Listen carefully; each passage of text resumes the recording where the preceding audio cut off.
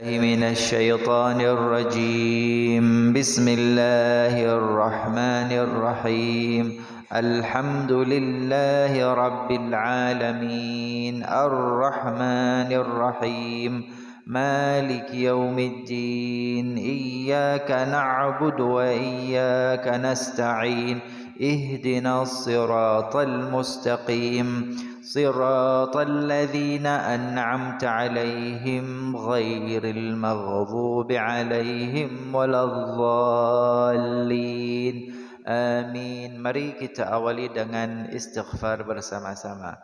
Astaghfirullah Rabbal baraya.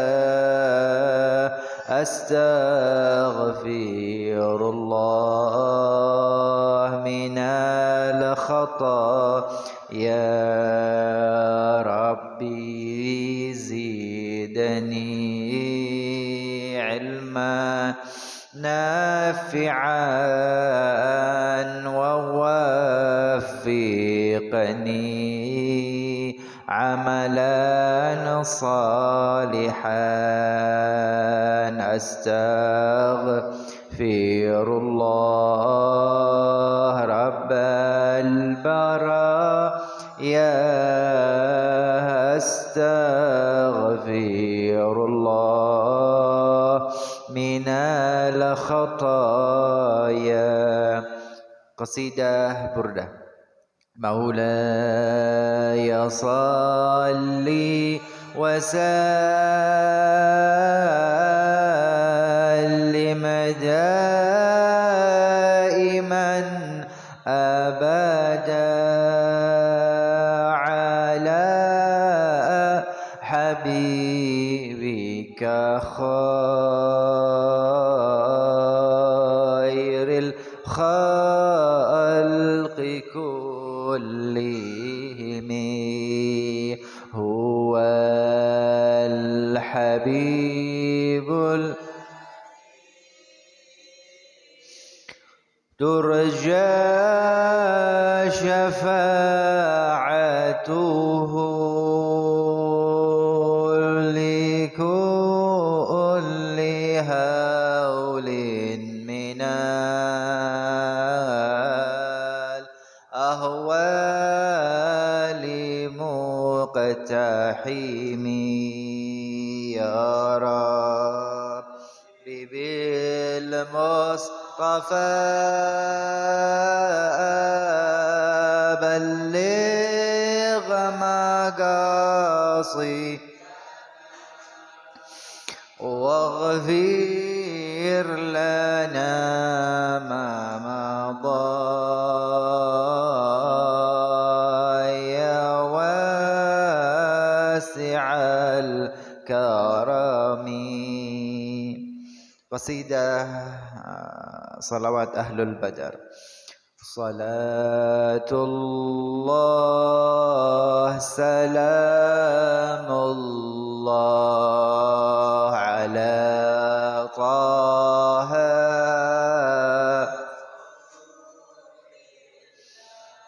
Salatullah salamullah ala yasin habib. Tawassalna bismillah wa bil hadi rasulillah wa kulli mujahidin lillah bi ahlil badri. Ya Allah ilahi salimil ummah minal afati wan niqmah wa min hammin wa min ghumma بأهل البدر يا الله صلاة سلام الله على طه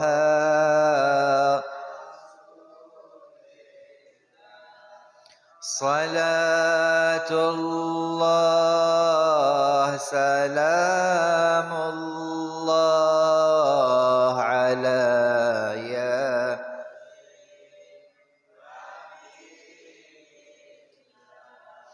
qasidah syair tanpa waton. Ya Rasulullah salamun alaik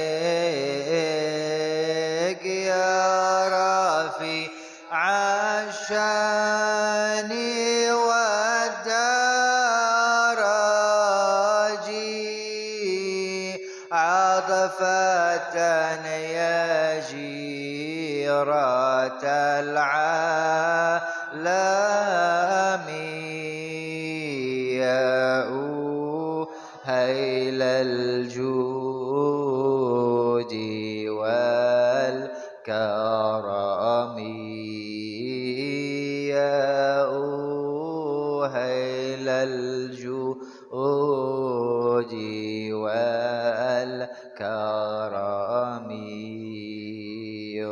para kanca pria wanita aja mengaji syariat belaka gor pinter dongeng nulis lan maca tembe burine bakal sangsara tembe burine bakal sangsara ya Rasulullah salamun alaik ya Rafi ni ودرجي عطفة يا جيرة يا أوهيل الجود والكرم يا أوهيل الجود والكرم بسم الله والحمد لله والصلاة والسلام على رسول الله سيدنا ونبينا محمد بن عبد الله وعلى آله وصحبه ومن والاه ولا حول ولا قوة إلا بالله العلي العظيم أما بعد سبحانك لا علم لنا إلا ما علمتنا إنك أنت العليم الحكيم وتب علينا إنك أنت التواب الرحيم رب اشرح لي صدري ويسر لي أمري واحلل عقدة من لساني يفقه قولي.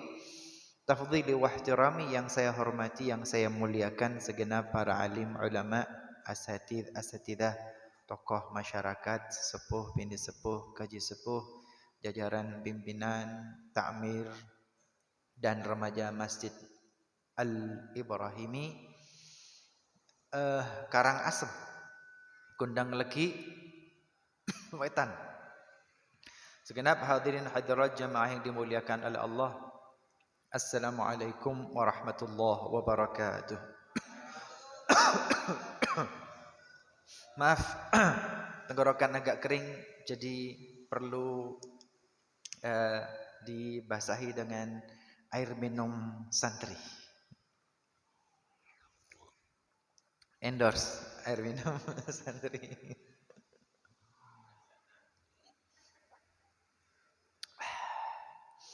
Alhamdulillahirabbil alamin.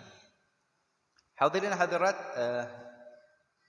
petang atau maghrib hari ini lembar yang ke-15 dari bulan Muharram 1444 Hijriah bertepatan dengan 12 Agustus 2022.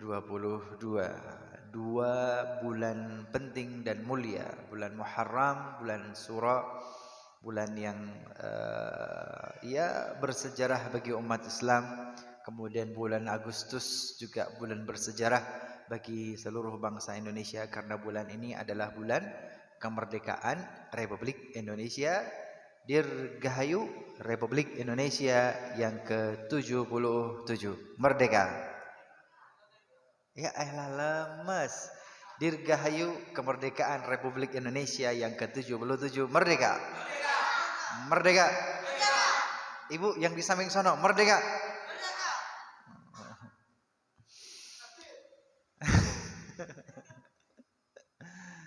Oke, hadirin hadirat yang dimuliakan oleh Allah Subhanahu wa taala, melanjutkan kajian kita dari kitab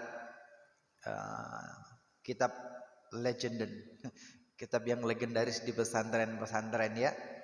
Namanya Sulamut Taufik. Satu kitab yang tidak terlalu tebal tapi isinya amat sangat vital. Kitab Matan Safinah, kemudian kitab Sulamut Taufik. Alhamdulillah sampai pada halaman 12. Monggo bisa dibuka halaman 12 baris kedua dari bawah. Oh, dari atas.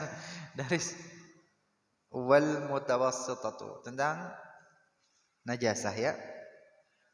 Oke, hadirin hadirat, halaman 12 baris kedua dari atas. Tetapi boleh kita baca sedikit ya dari halaman 11 dua baris dari bawah. Ini mengulangi saja supaya rangkaian ilmunya nyambung. Halaman 11 dua baris dari bawah. Faslun, qala al-muallif rahimahullah ta'ala wa nafa'ana bihi wa li ulumihi fid dharain ila an qala faslun, pasal al-mughalladah tadhhuru bi sab'i ghasalatin ba'da izalati 'ainiha ihdahunna bi turab. Kita sudah mempelajari bahwa ada disebut hadas, ada disebut najis. Hadas itu tidak ada bendanya.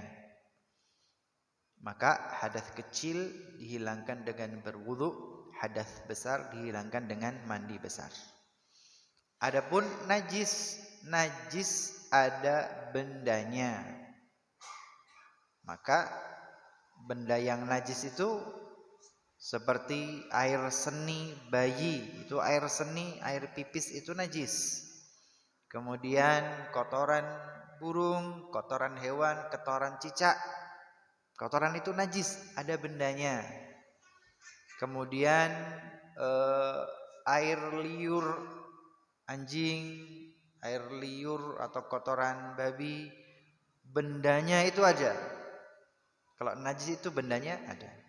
Nah, kemudian najis tadi dibagi menjadi 3. Mukhaffafah artinya ringan, mutawassithah sedang pertengahan, mughalladah berat. Najis mukhaffafah, najasah mukhaffafah. Najis yang ringan adalah najis dari air seni bayi laki-laki usia kurang dari 2 tahun dan hanya minum ASI saja. Titik. Saya ulangi, najasah mukhaffafah, najis yang ringan itu najis dari air seni bayi laki-laki usia di bawah 2 tahun dan hanya konsumsi ASI eksklusif. Titik. Kemudian najis atau najasah mughalladhah, najis yang berat, yaitu najis dari binatang anjing dan babi. 2 itu saja. Kemudian selain yang ini, selain najasah mukhaffafah ringan dan selain najasah mughalladhah berat, maka selain yang disebutkan tadi masuk di najasah mutawassithah yang pertengahan. Najasah mutawassithah pertengahan. Lanjut. Kemudian yang sudah kita pelajari najasah al-mughalladhah. Najasah mughalladhah, najis yang berat yang berasal dari anjing atau babi. Disucikan dengan membasuhnya dengan air sebanyak 7 kali basuhan. Ba'da izalati ainiha, dan 7 basuhan itu setelah menghilangkan benda najisnya dulu. Jadi hadirin hadirat, seumpama andai kata baju kita terkena air liur anjing, maka baju kita basah kena air liur, itu najasah mughalladhah, najis yang berat. Cara mensucikannya, pertama menghilangkan dulu, dihilangkan dulu air liur itu.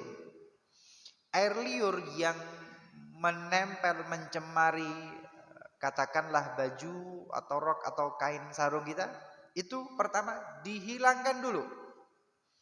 Basuhan yang pertama itu menghilangkan benda najisnya, menghilangkan liur anjingnya.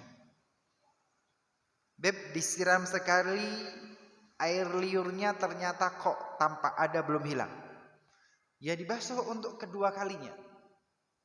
Tetapi basuhan kedua tadi bukan dihitung 2, dia masih hitungan basuhan pertama. Basuhan pertama itu harus menghilangkan benda najisnya. Beb, sudah disiram air 2 kali, tapi air liurnya masih tersisa. Basuh lagi yang ketiga kalinya. Ketiga kali semakin menipis, beb, tapi masih ada. Basuh lagi. Beb, ternyata air liurnya benar-benar hilang setelah 4 kali basuhan. Maka 4 kali basuhan itu dianggap sebagai basuhan pertama. Bisa bi ghazalatin ba'da izalati ainiha, seusai. Di sini kalimatnya bisab'i ghazalatin ba'da izalati ainiha. Kalau kalimatnya bisab'i ghazalat artinya 7 cucian, ba'da izalati ainiha, setelah benda najisnya hilang. Berarti yang 4 kali basuhan tadi itu untuk menghilangkan benda najisnya, air liur anjing tadi. Selesai satu ini, maka setelahnya baru 7 basuhan.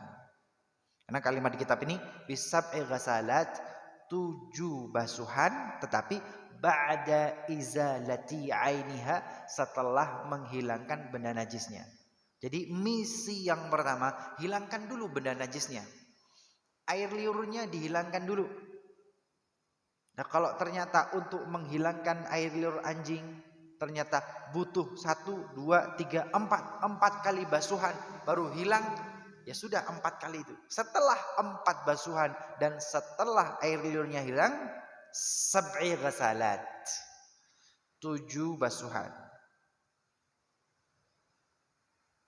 Pertama air, kedua air, ketiga air, keempat, ini dia, keempat air yang bercampur dengan tanah atau debu. Kemudian setelah itu kelima basuh air, keenam basuh air, ketujuh basuh air. Ini najis berat, najasah mughalladhah. Berikutnya halaman 12 baris paling atas, wal mukhaffafah, dan najasah mukhaffafah, najis ringan. Tathuru bi rasyil ma'i 'alaiha ma'al ghalabah wa izalati 'ainiha. Adapun najasah mukhaffafah, najis yang ringan itu bisa disucikan rasyil ma. Di apa sih rasyil ma itu? Ciprat, apa? Menciprati, ha?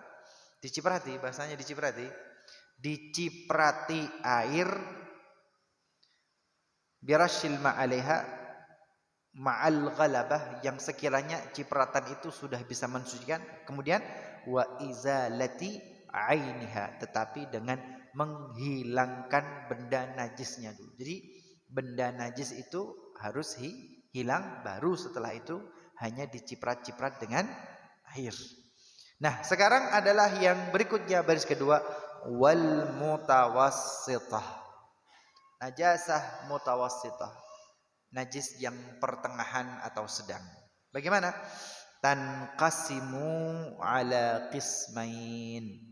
Najis yang mutawassithah, najis yang sedang itu, yang pertengahan ini terbagi menjadi dua. Ainiyah wa hukmiyah. Najasah mutawassithah pertama ainiyah, yang benda najisnya ada. Wa hukmiyah, yang benda najisnya ada tapi tak kasat mata. Najis tapi enggak kelihatan. Wal ainiyatu, najis pertengahan, najis sedang yang ainiyah, yang memang ada bendanya. Allati laha launun wa rihun wa ta'mun. Ada warnanya, ada aroma atau baunya, dan ada rasanya. Ada rasanya.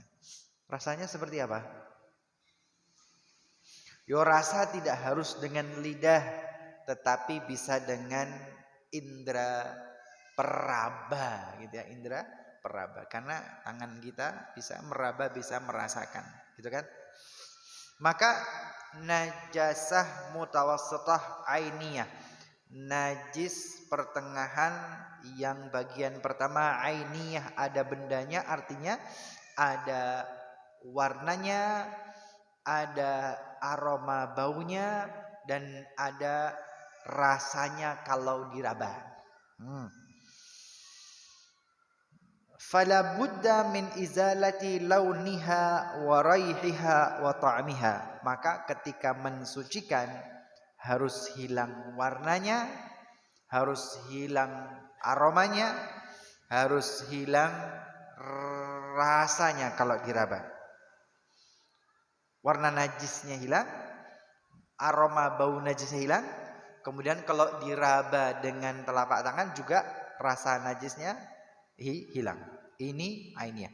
Wal hukmiyah, adapun najasah mutawassithah hukmiyah, bagian kedua, najis sedang atau najis pertengahan yang hukmiyah, artinya tidak ada bendanya. La launa, tidak ada warnanya. La riha, tidak ada aroma baunya. Wala ta'ma, dan juga tidak bisa diraba dan dirasa. Maka yakfika jaryul ma'i 'alaiha, maka cukup dengan menyiramkan airnya saja. Apakah harus hilang warnanya? Oh, memang tidak ada warnanya. Apakah harus hilang aroma baunya? Karena memang tidak ada aroma dan baunya. Apakah harus hilang rasanya kalau diraba? Oh, memang tidak ada rasanya. Karena ini adalah najasah mutawassithah hukmiyah. Ini berkaitan dengan najasah yang tiga bagian, mughalladhah, mutawassithah, mukhaffafah, dan kemudian cara mensucikan masing-masing. Oke. Ada pertanyaan sebelum lebih lanjut? Tidak ada? Oke. Hadirin hadirat yang dimuliakan oleh Allah Subhanahu wa taala, lanjutnya adalah babul haid. 3 baris dari bawah. Faslun. Aqullul haidhi yaumun wa lailatun wa ghalibuhu sittun aw sab'un wa aktharuhu 15 yauman bilayaliha. Koma. Satu baris dulu ya. Hadirin hadirat, dalam teks nas kitab ini disebutkan aqallul haidh yaumun wa lailatun. Haidh bahasa Arabnya haidh. Dalam bahasa Indonesia juga disebut haid, H-A-I-D gitu ya. Disebut juga dengan menstruasi, disebut juga dengan datang bulan. Hadirin hadirat yang dimuliakan oleh Allah Subhanahu wa taala, sebelum lebih dalam membahas, Habib ingin memberikan wawasan bahwa ternyata Allah Subhanahu wa taala melalui utusan yang mulia Rasulullah sallallahu alaihi wasallam menyampaikan syariat Islam, tuntunan dan ajaran Islam. Ibu, Bapak, Allah taala tidak melupakan kaum wanita. Bu, Ibu, pembahasan najis, pembahasan hadas itu umum berlaku bagi laki-laki dan perempuan. Salat itu laki dan perempuan. Wudu itu untuk laki dan perempuan. Mandi besar itu untuk laki dan untuk perempuan. Tapi haid, Bu, datang bulan, Bu, menstruasi, Bu, itu khusus untuk kaum wanita, khusus untuk kaum hawa, khusus buat perempuan. Allah tidak lupa dengan kaum perempuan. Islam tidak menomorduakan perempuan, tapi Allah berikan tempat khusus bagi kaum wanita, spesial.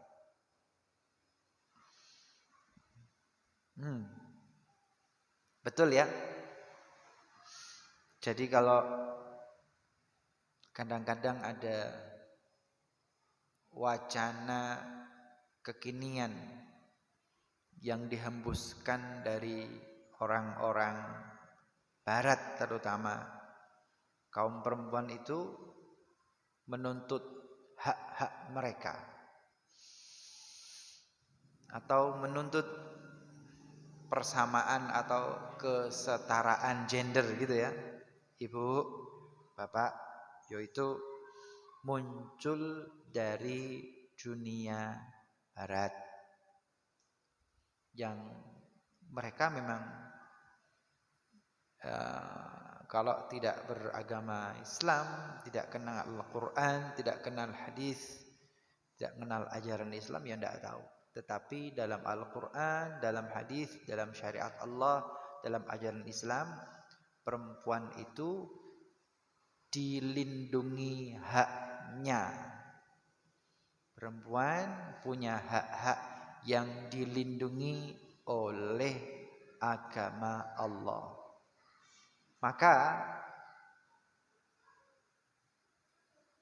Maka ada hukum yang khusus untuk kaum perempuan, salah satunya adalah tentang haid dan menstruasi. Beb, kenapa sih? Loh, penting Bu, penting Pak. Karena mohon maaf di budaya lain, di bangsa-bangsa lain, di etnis lain, di tradisi lain, perempuan kalau haid, kalau datang bulan, kalau menstruasi, contoh di masa Rasulullah sallallahu alaihi wasallam di kota Madinah ada kaum muslimin juga ada kaum Yahudi, juga ada penduduk lokal yang beragama nenek beragama dengan agama nenek moyang.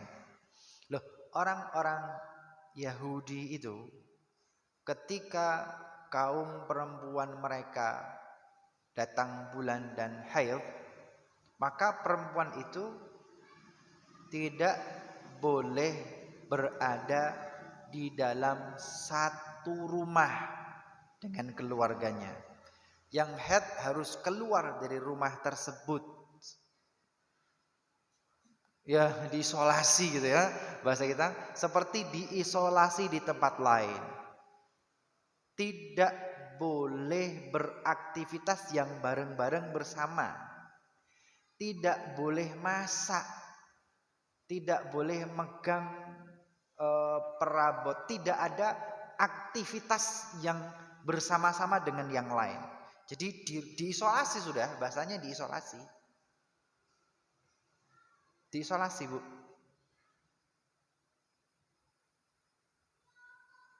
Jadi yang sedang haid diisolasi, nggak boleh masuk ke rumah utama. Nggak boleh megang pakaiannya anak-anaknya, keluarganya.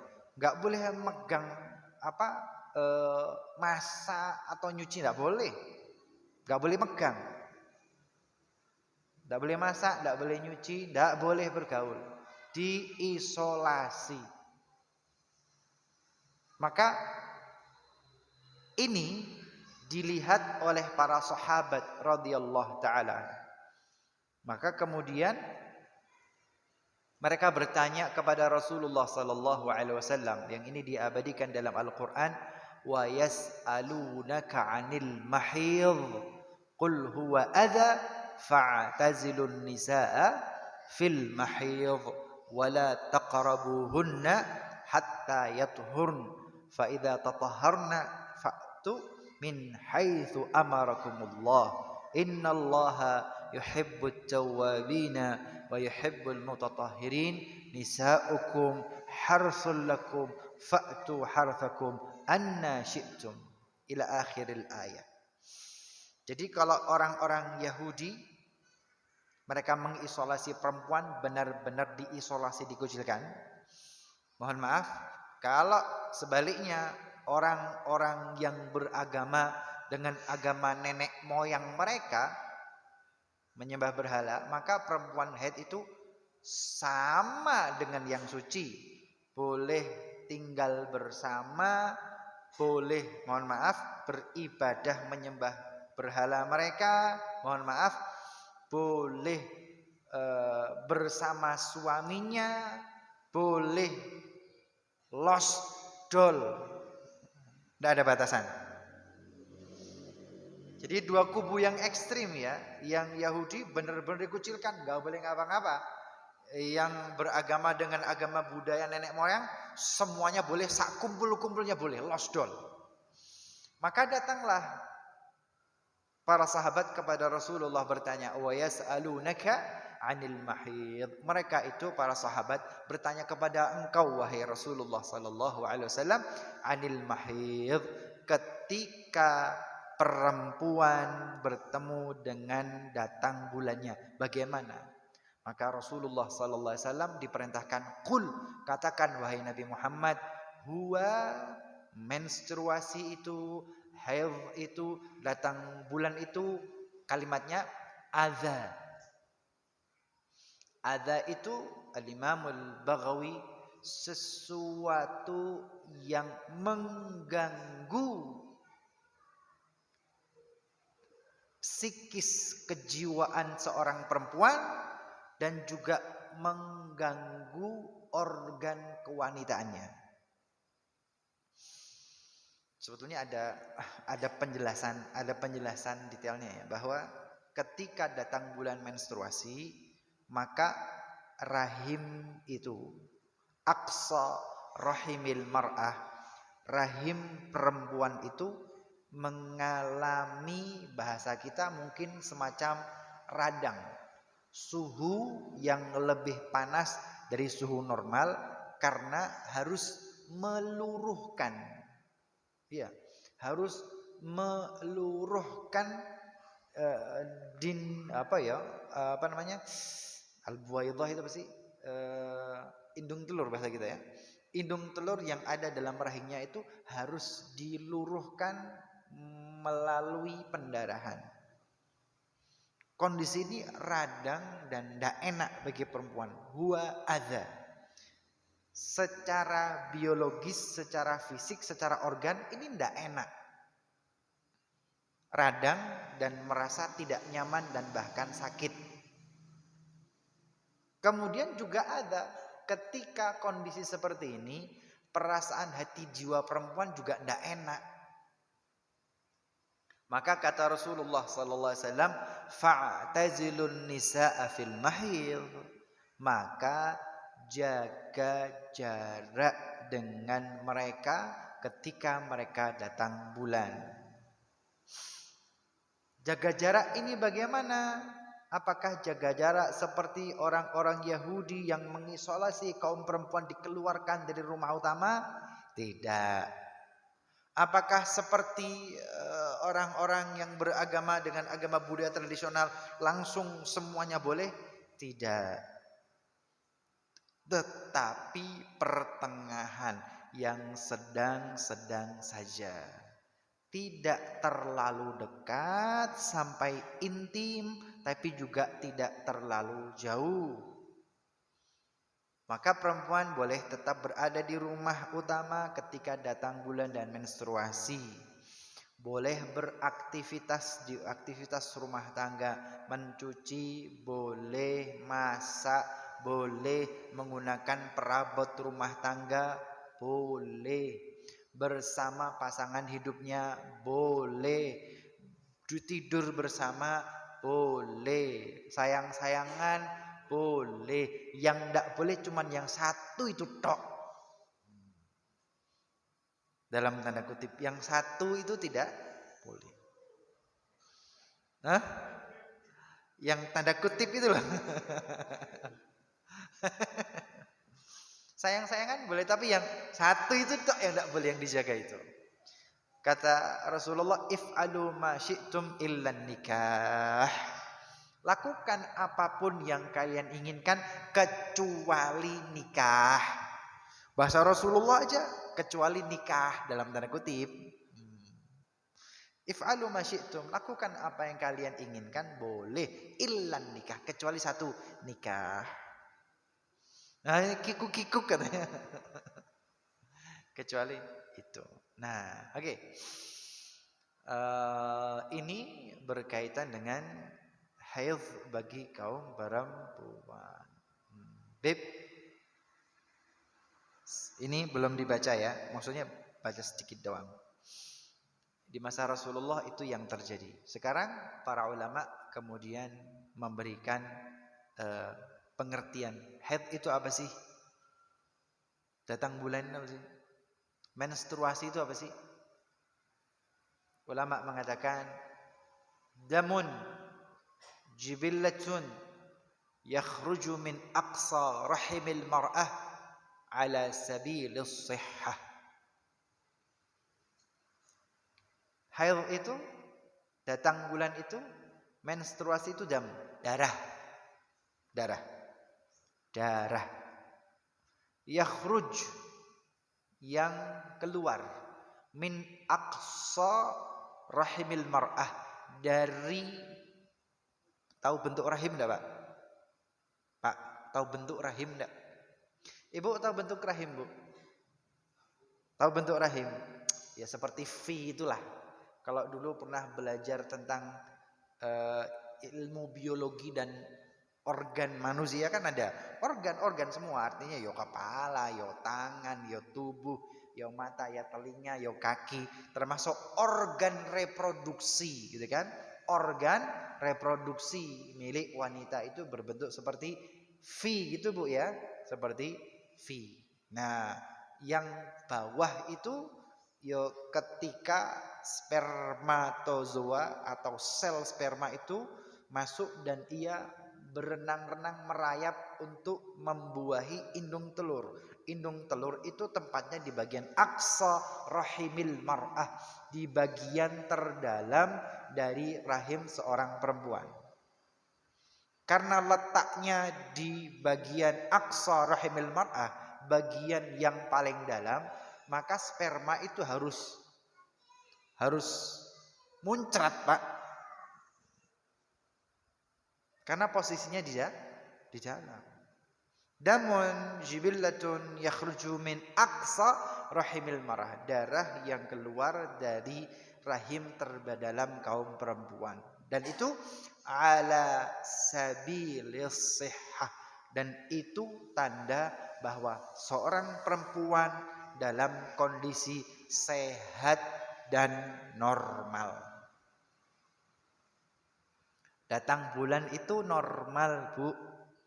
Menstruasi itu normal bagi kaum perempuan. Kemudian di sini ya insyaallah pada pertemuan yang akan datang hanya Al-Imam Asy-Syafi'i yang melakukan penelitian tentang haid.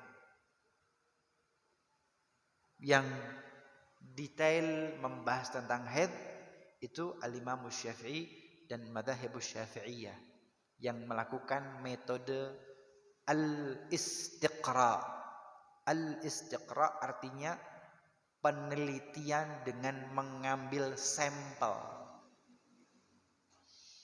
Uji sampel ini istiqra, bahasa fikihnya istiqra. Uji sampel ini metode akademik yang sampai sekarang dilakukan. Uji sampel atau bahasa lain polling ya. Polling. Bisa kalau sini ramenya pollingnya ketika Pilpres itu polling ya. Istiqra itu sudah dilakukan oleh Al-Imam Syafi'i. Tetapi polling itu bukan urusan Pilpres, tapi polling urusan bagaimana perempuan itu haid atau menstruasi. Jadi banyak sekali kaum perempuan yang ditanya oleh Imam Asy-Syafi'i. Insyaallah detailnya pada pertemuan bulan yang akan datang. Tidak ada pertanyaan? Ada? Monggo.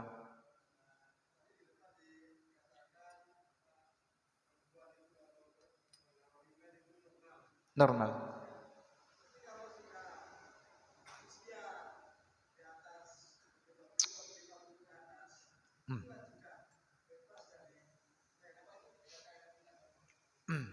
Oke.